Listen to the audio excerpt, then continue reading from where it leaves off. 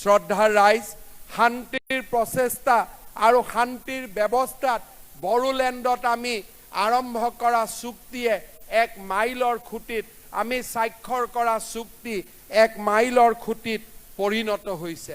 তিৰংগ পতাকাৰ তলত থিয় হৈ আমি বড়ো চুক্তিত ঘোষণা কৰা বা বড়ো চুক্তিত স্বাক্ষৰিত কৰা আৰু এক প্ৰতিশ্ৰুতি আমি পালন কৰিব খুজিছোঁ।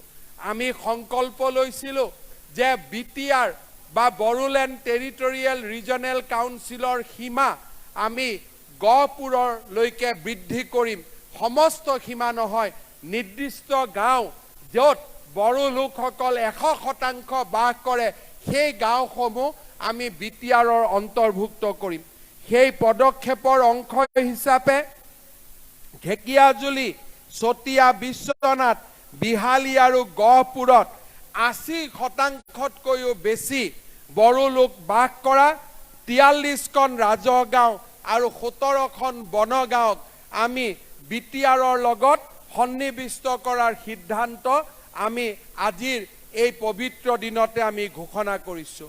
ইয়াৰ সমান্তৰালভাৱে 2020 চনৰ জানুৱাৰীত সম্পাদিত বড়ো চুক্তিৰ আন এক দফা অনুসৰি বড়োলেণ্ড আন্দোলনত নিহত 2001 গৰাকী শ্বহীদক অহাকালি 5 লাখ টকালৈকে আগবঢ়োৱাৰ আমি যি সিদ্ধান্ত লৈছোঁ সেই সিদ্ধান্ত আপোনালোকৰ মাজত প্ৰকাশ কৰিবলৈ পাই মই অত্যন্ত আনন্দিত হৈছোঁ।